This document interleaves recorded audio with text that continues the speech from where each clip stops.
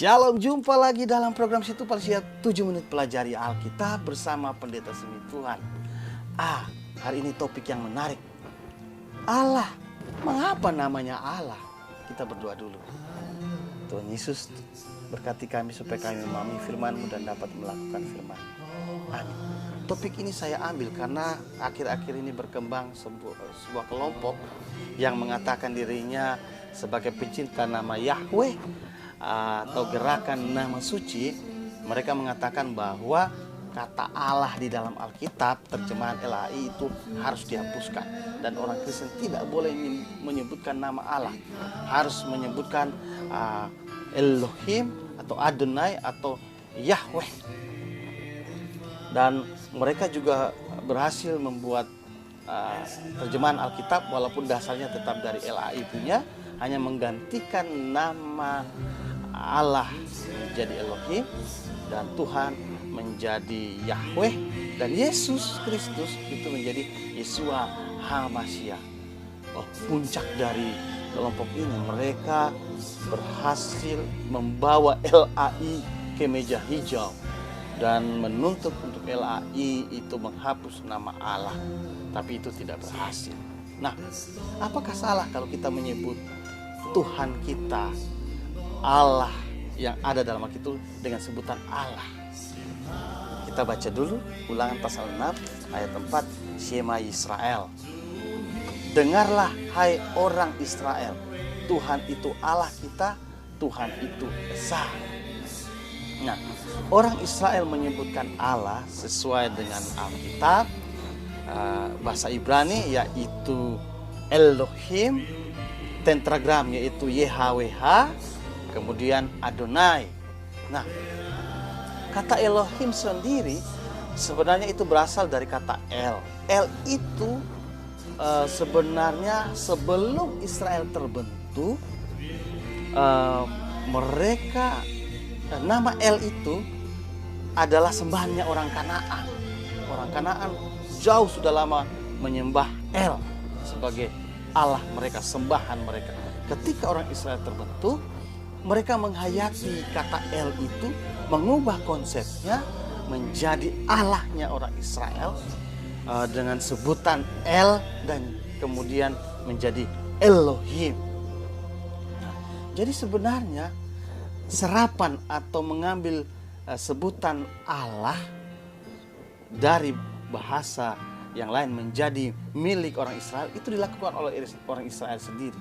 Sehingga kalau kita orang Indonesia menyebutkan Allah dari bahasa yang sudah dikenal di Indonesia yaitu Allah, sebenarnya tidak ada masalah walaupun berasal dari Arab.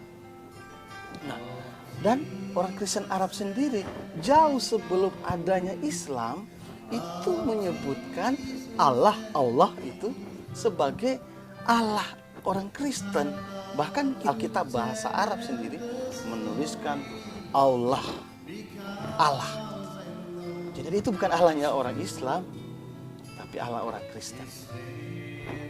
Kemudian kata YHWH tetragram, kalau kita mau konsisten sebenarnya kata YHWH itu tidak boleh disebutkan. Hanya belakangan ditaruh vokal, yaitu oleh para masyoret, dan kemudian kita sebut Yehwah atau Yahweh. Padahal kata itu tidak boleh disebutkan. Orang Israel kalau membaca kitab suci dan menemukan kata YHWH itu mereka tidak boleh sebutkan. Mereka mengganti dengan Elohim, biasanya Adonai, dan juga Hashem. Kalau kita mau konsisten mengikuti tradisi Israel, kita tidak boleh menyebutkan Yehwah. Tuh, kenapa kita dipaksa atau disuruh harus menyebutkan Yahweh oleh gerakan nama suci ini? Kemudian, ketika Alkitab diterjemahkan dari bahasa Ibrani ke bahasa Yunani, Perjanjian Lama, oleh 70 orang ahli bahasa Ibrani, yaitu kitab Septuaginta, orang itu ahli bahasa Ibrani, mereka menggantikan kata Elohim menjadi Theos, kemudian YHWH mereka ganti menjadi Kurios. Itu dilakukan oleh ahli bahasa Ibrani, orang Ibrani. Mereka menggunakan nama sembahannya orang Yunani. Dan mereka itu menghayati itu sebagai Allah mereka. Konsepnya diubah menjadi Allah perjanjian lama, Allahnya Israel. Bahkan murid-murid Tuhan Yesus sendiri ketika menuliskan perjanjian baru, mereka menggunakan kata Theos, bukan Elohim.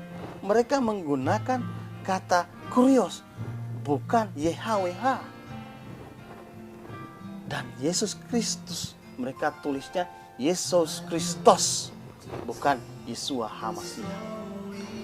Kalau para ahli bahasa Ibrani saja melakukan itu, dan murid-murid Tuhan Yesus itu juga melakukan itu, kenapa kita tidak boleh ambil bahasa kita sendiri, bahasa ibu, bahasa daerah, bahasa di Indonesia menjadi bahasa sebutan untuk nama Tuhan? Konsepnya harus dirubah sesuai dengan Allah orang Israel atau Allah orang Kristen, Allah yang dinyatakan di dalam Alkitab. Contohnya daerah saya di timur sana, kami menyebutkan Tuhan itu Usneno. Kata Usneno itu sudah dipakai oleh orang-orang di timur sana jauh sebelum orang Kristen ada.